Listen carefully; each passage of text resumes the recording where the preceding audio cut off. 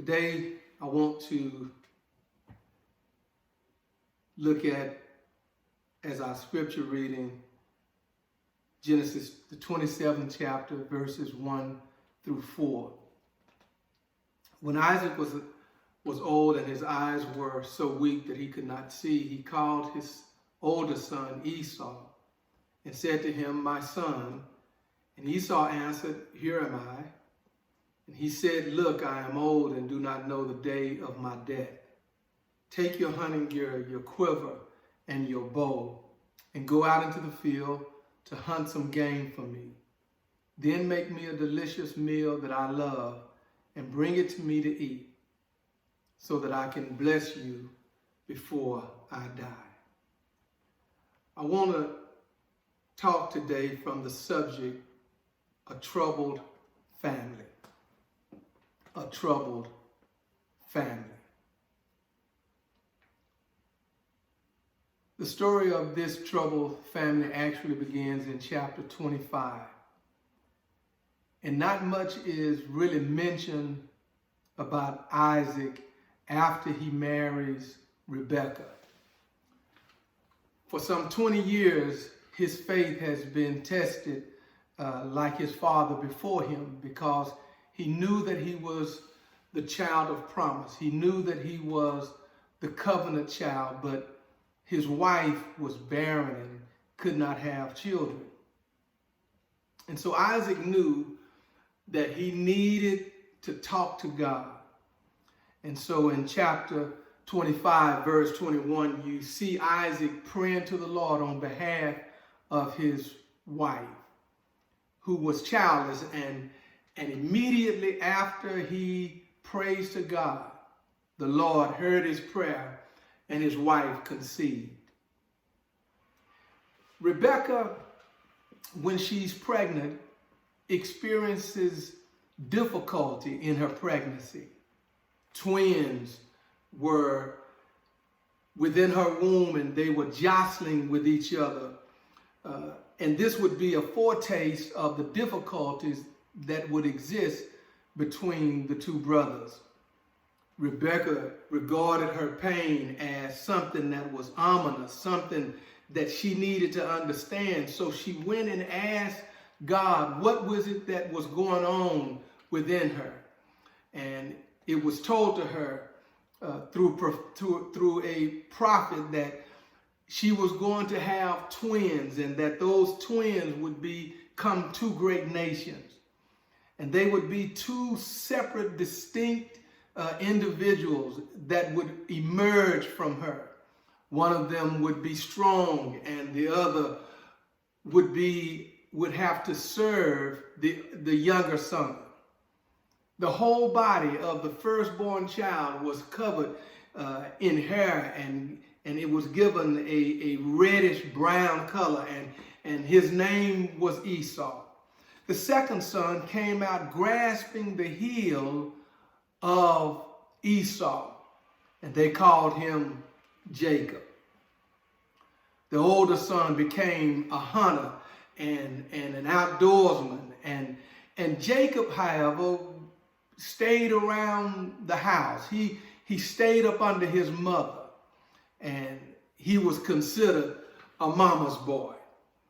There was another difference between Jacob and Esau, and that was Jacob was a spiritually astute young man. However, Esau was on the immoral side. He was not as spiritual as his brother Jacob. But remember, I've always argued that what God is looking for in a family is not people who are godly, but that have a godly perspective. He's not looking for people who are perfect, but rather they have a godly perspective. And by no means, because of Isaac and who he is, was Isaac a perfect man. But God knows how to take someone who is not perfect And because of their willingness to be obedient to him, he knows how to bring them to their full purpose. But this family is a family that you wouldn't want to model. It's not the type of family that you would look at and say, you know what, I want my father to be like that. I want my mother to be like that. I want my boys to be like that. But God still used this family. But this family had some trouble. And so I want to talk about the trouble that this family had. The first thing is this family had a delusional father. He was a delusional. He began to be delusional because in verse 1 it says, when Isaac was old and his eyes were so weak that he could not see, he called his older son Esau and said to him, my son, and he answered, here am I. And he said, look, I am old and do not know the day of my death. So take your hunting gear, your quiver, and your bow, and go out into the field to hunt some game for me. Then make a delicious meal that I love and bring it to me to eat, so that I can bless you before I die. And I tell you, brothers and sisters, it's dangerous when the head of the family becomes delusional. Now you might ask, well, I don't see anything in this text that would point to him being delusional. Well, here's what I'm saying. He became delusional because Isaac's focus turned away from God and was more on his age. He began to put more focus on his old age than he did put his focus on God. And I'm going to say this, brothers and sisters, attaining old age is regarded as a blessing from God. The older you get, the more blessed you are. The physical weakness that you have, God is able to manifest his power and his strength through your weakness. And so what did he complain about? What was it that this man Isaac, what was it about him that caused him to become delusional? Well, the older you get, the more wisdom you should obtain. The older you get, the more discernment you should have. But look at what he says. He says, I'm getting old, and I really don't know the day of my death. And so his focus was on his old age. And let me say this, wisdom and self-control should accompany you in your old age. The older you get, the more self-control you should have, the more wisdom you have. Because Job said it this way, wisdom is found with the elderly and understanding comes with long life. The older you are, the wiser you should be.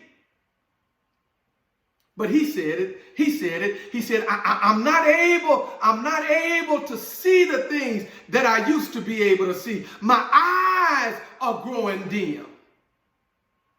My eyes are weak. He was saying his physical eyes were weak, but it seems like not only was his physical eyes weak, but it also seems like his spiritual eyes were beginning to be weak. Because what God wants us to be able to see with, he wants us to be able to see life through a spiritual lens. But he started looking at the physical. He started thinking about what his physical eyes were not able to see. But Joshua would tell you, don't worry about getting old. That there is strength and power in getting old. Joshua said it this way, as you see, the Lord has kept me alive for 45 years, as he promised, since the Lord spoke his word to Moses. And he said, the same strength I had when I was commissioned by Moses, I still have that same strength. And how many of you that are my seniors out there, you still have the fire that God gave you when you were in your 20s. You still have the same fire that you had when you were in your 30s. Yes, your steps might be a little short. Yes, your eyes might be a little dim, but you still have that fire. And that's what I'm trying to say. He started taking his eyes off of the power of God and started thinking about what he was able or not able to do. And I say to you, my brothers and sisters, don't become so delusional to think that because you have some inabilities, because you have some weaknesses, that God can't preserve your going out and your coming in. God has a way of keeping us when we are at our most vulnerable state. But then Isaac was focused on his future death.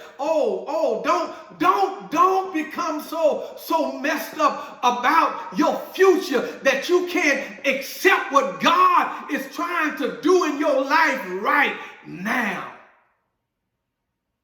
Don't become so delusional to think that your road is coming to an end, because no man knows the day nor the hour. And think about it this way. Isaac was 137 years old when he brought his son in, when he brought Esau in to speak to him. But Isaac lived to be 180 years old. Oh, my brothers and sisters, how many people sit and waste away because they feel like they are past the age of being used? Don't you ever think that you can't be used in your 60s. Don't you ever think that you can't be used in your 70s. Don't you ever think that you can't be used in your 80s. Don't you ever think that you can't be used in your 90s. God gives power to those who are faint. God knows how. God knows how to use those who are willing to be used. But I think the reason why he became delusional, Isaac knew that Jacob was going to be the blessed one. He didn't like it, but he at least knew it. I would imagine that there were times that it was spoken. There were times when he and Rebekah was talking about it, and he really wanted Esau to be the one who received the blessing.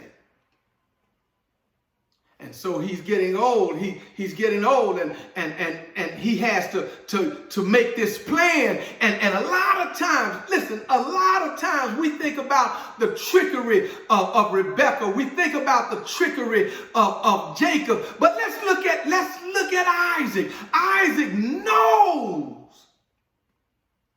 He knows who the blessing belonged to. But because he's feeling a little vulnerable, he brings Esau in and said, look, we better do this before I die, because you never know what's going to happen if I die. Esau knew that the blessing didn't belong to him. Esau knew who the blessing belonged to. Esau knew that he had given his birthright up. He knew, and so he allowed his father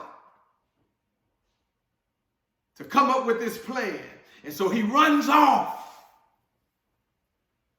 to go and hunt and to bring back this meal. He's delusional. He's delusional to think that God is not going to see through his plan. He's delusional to think that God is not orchestrating what's going to happen in the life of this family. Because you got to remember, fathers, let me say this to you. You're the head of the family, but God is your head. And anytime you step outside of what God has ordained, God then, he has to reconstruct things so that your family will always fall in the realm and in the scope of his purpose. He was delusional. But then his mother was a doubter. So the family had problems because of a delusional father. But then the family had problems because of a doubting mother. She doubted. She doubted. She knew. Rebekah knew the Lord spoke to her. She went to the Lord. She cried out to the Lord. Why is all of this happening inside of me? And the Lord told her. She knew. She knew that Jacob was the one. But here we see her doubting. And when a family doubts the power of God, is going to fall into trouble. When a family doubts that God is really standing with them, it's going to fall in trouble. When a family doubts if God is able to accomplish in them what he said he would accomplish, the family is in trouble. You've got to believe that what God said he's going to do, God will do it. God said that Jacob is going to be the one. Rebekah, just believe. Just believe that God is going to accomplish in Jacob what he said he was going to accomplish. But when you start doubting God, you start turning to your own schemes. And so her doubt led to her dishonesty. Her doubt led to her dishonesty. Now, Rebekah was listening to what Isaac said to his son Esau. So while Esau went to the field to hunt and bring some of the game in, instead of trusting God, and his promise, she plotted against her husband. Listen, God doesn't need your help. God requires your obedience, but he doesn't need your help. Whether you're with him or not, God is going to fulfill his promise. A lot of times we think that we're helping God out, and the only thing we're doing is we're just getting in the way.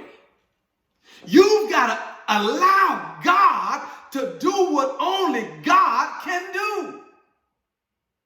Instead of trusting God's promises, she plotted against her husband. Now this is what she said. She said, now obey every order I give you, my son. She's talking to Isaac. Go to the flock and bring me 2 choice young goats.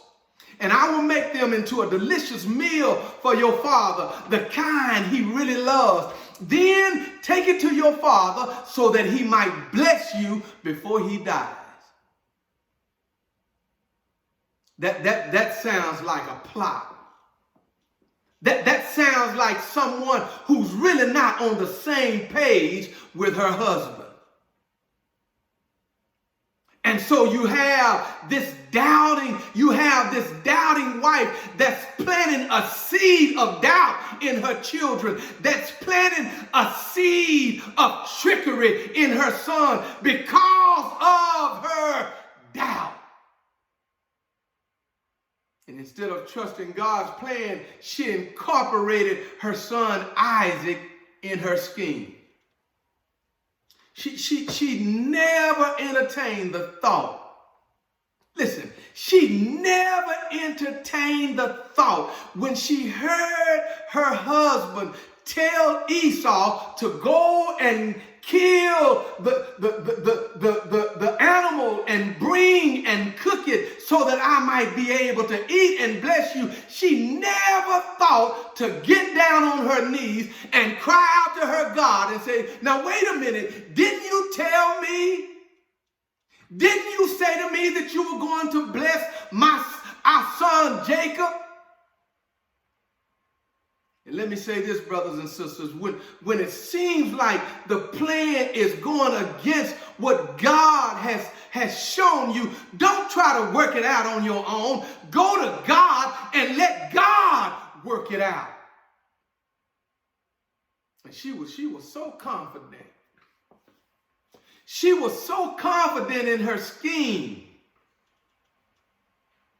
And she was so confident that Jacob was going to be blessed.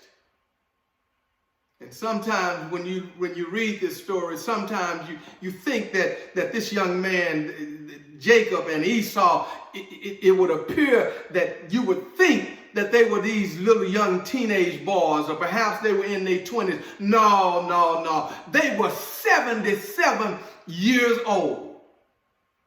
These were old men. And I could imagine the conversations that they used to have at the dinner table. I could imagine the animosity that Esau had against his brother Jacob. 77 years old. And that lets me know, brothers and sisters, that we need to always pray for our children. It doesn't make any difference how old they are. We need to cover them with prayer. Because if you don't, you'll have young men and young women who will grow up and they won't really know that God will fulfill their purpose in them. Jeremiah tells us this. He knows that God knows our purpose because he says, I chose you before you were ever formed in your mother's womb. I set you apart before you were born and I appointed you.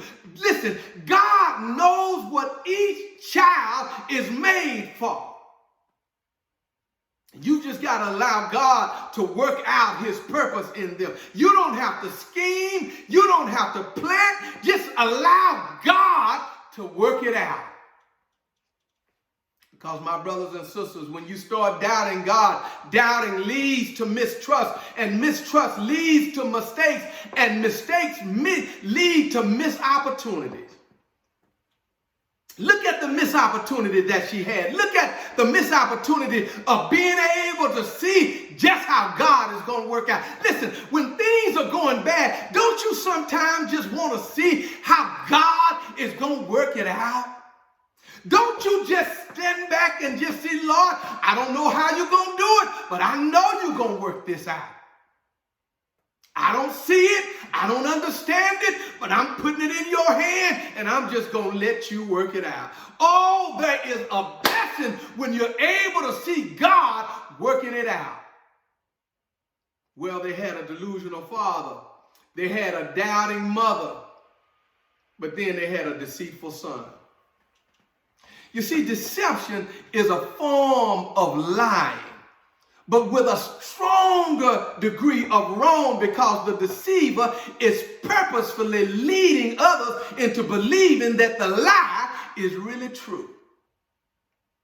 Now let's see what he was deceitful about. Well, he was first deceitful about who he was. Oh, God Almighty. His father asked him, "Are you Esau?"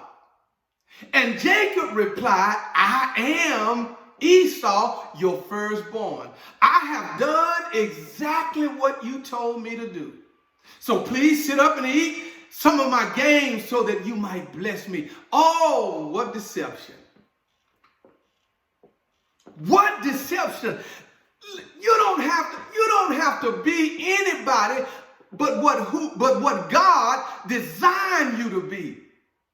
Just be who God made you to be. But what does he do? He lies and says that he's Esau. What a lie. Why would you want to be Esau when God made you to be Jacob? And that's what's wrong with so many young people. They're trying to be somebody else. And if they would only be who God made them to be, they would have so much more success.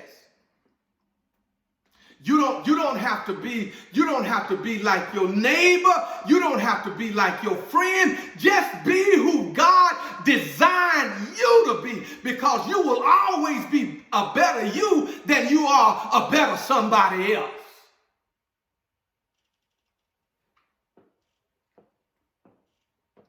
He was deceitful about who he was, but then he was deceitful about what he did. He lied. He lied to his father. You see, deception is dangerous because it's hard to tell whether or not you're really telling the truth. Some people can lie so good, you don't know if they're telling the truth or not. And he was so good at deception, and evidently he always was a young man of deception, because his father said, please come a little closer, so that I can touch you and make sure that you are my son.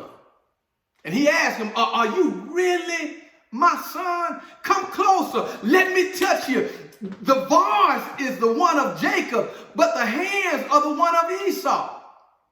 He didn't recognize it. He didn't recognize it. He had given him something to eat. He had given him food, but he didn't recognize him, which leads to he was deceitful about his success. His father asked him, how were you able to get this food to me so fast? And Jacob lied on God. Jacob had the audacity to lie on God. He said, well, God gave me favor. In other words, he said, I was able to do this because the Lord worked it out for me. And how many times have you seen people just flat out lie on God? How were you able to have that success? Oh, the Lord gave it to me. And people know that the Lord didn't have anything to do with it. They were able to accomplish it because of deception. You see, deception, when people have a lifestyle of deception, they will even try to blame their success on God. And God didn't have anything to do with it. God didn't have anything to do with it. But the Bible warns us about deception. No one who acts deceitfully will live in my palace. And no one who tells lies will remain in my presence. And so you just got to be who God made you to be. Don't try to build yourself up to be someone that you're not. Just accept who God made you to be, because God knows how to work it out in you. He knows how to work his plan out in you. He knows how to bless you, because God was going to bless Jacob anyway. And so he blesses him. He gives him the dew of the sky. He blesses him with prosperous land. He blesses him to be the master over his brother. He blesses him so that those who curse him will be cursed, and those who bless him will be blessed. This family had a delusional father. This family had a doubting mother. This family had a deceitful son. But then finally, this family had a despairing son. as soon as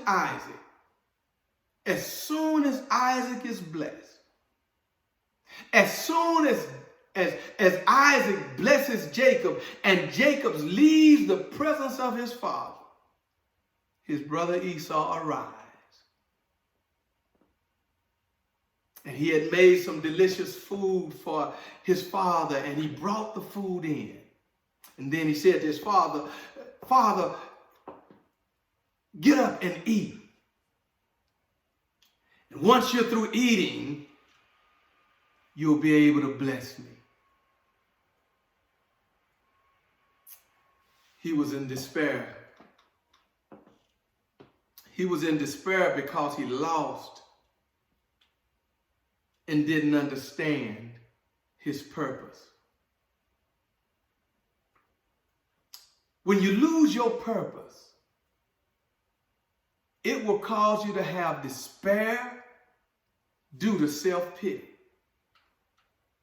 And self-pity will make you look back.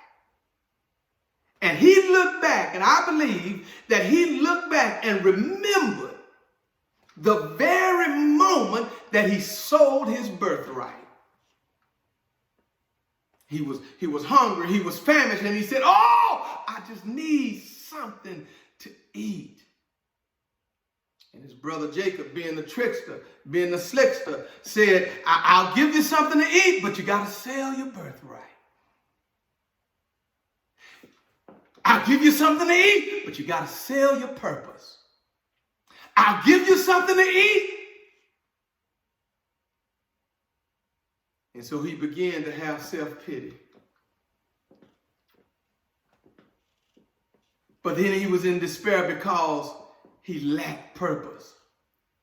No longer will I be looked at as the future head of the family. No longer will I be looked at as the future priest of this family. No longer will I be able to be looked at as the one who would receive the double portion of wealth. No longer would I be the one.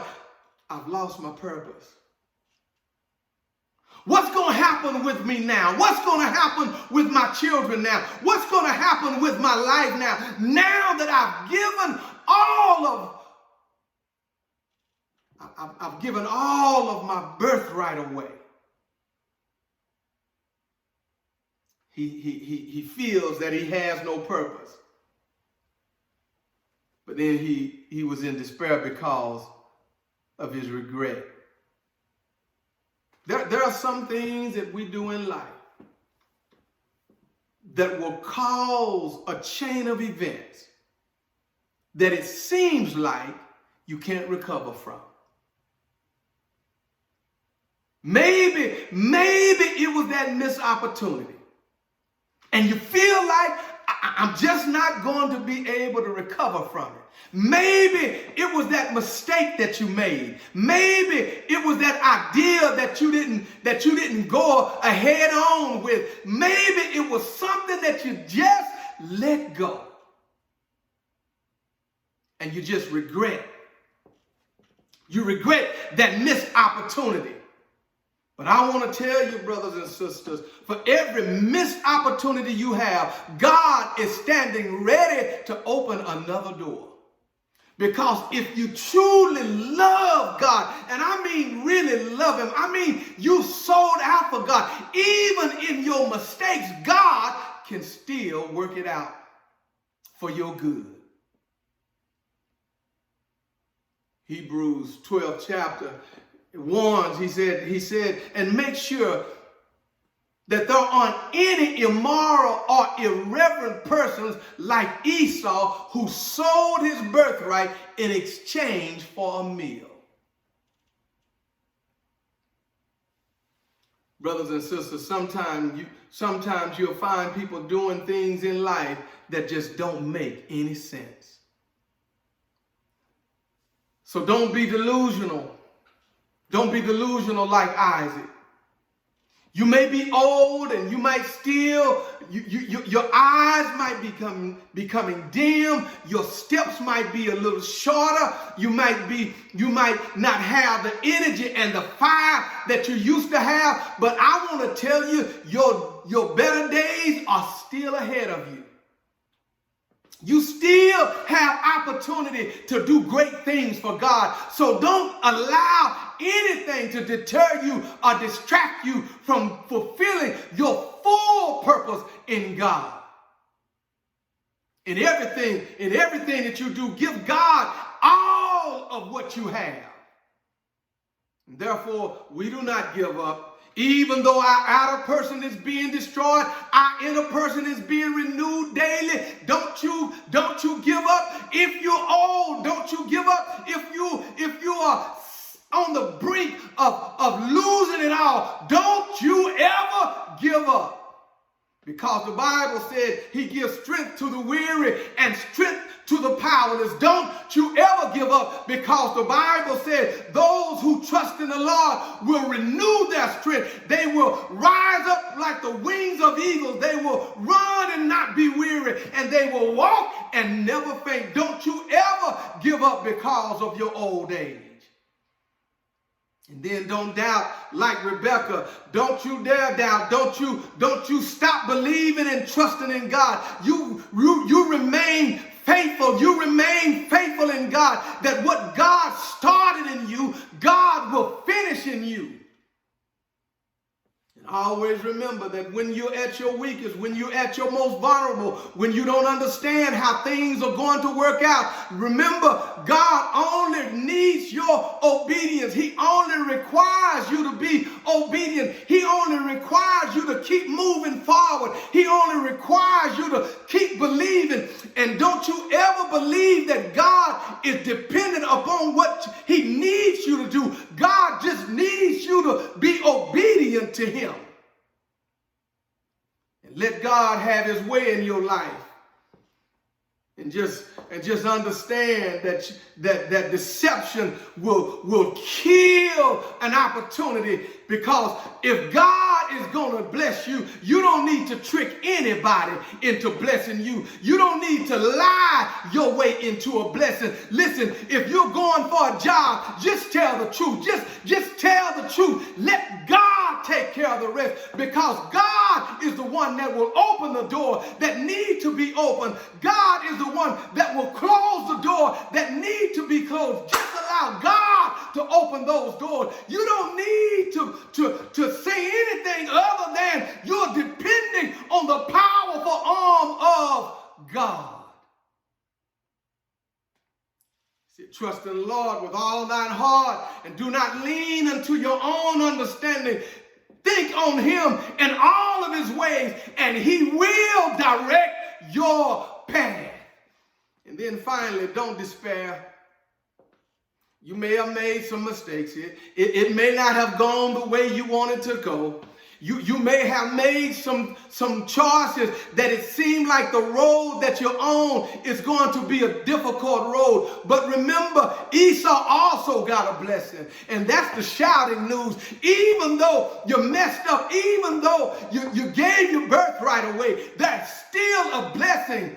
And I hear somebody saying, oh, I don't know if I'm going to be able to recover from the mistake I made. I don't know if I'm going to be able to overcome the decision that I made. Just give it over to God and watch what God does with your mistake. Watch what God does with your indecision. Watch what God does with your path that seems tainted. God knows how to make a crooked road straight. God knows how to deliver his people when they trust in him. And so, my brothers and sisters, keep walking. Keep walking with him. Keep being obedient to him. Somebody said, I'm old now. Well, that's good. I'm glad you're old. Because I heard somebody say, I was young, but now I'm old. But I've never seen the righteous forsaken, Somebody said, I'm old and I'm almost over the hill. No, you're not over the hill. Because as long as you look to Calvary, you're just looking at the hill. And the hill gives you strength. The hill gives you power. The hill is what cleanses us. The hill is what makes us. And so just keep leaning and depending on God. And you watch what God does. You watch what God does. You watch the doors that are open in your life. You watch the doors that are closed that need to be closed. Don't you give up on God. Don't you try to trick your way into things. Just trust in God with all of your heart. And God will take a troubled family and do great things with it. God will take a messed up family that's willing to confess and say, Lord, we're not perfect. We have some mistakes. We have some errors. We have some things that we need to improve on. And watch what God does. He's waiting. He's waiting and wanting to take your troubled family and do great things with it.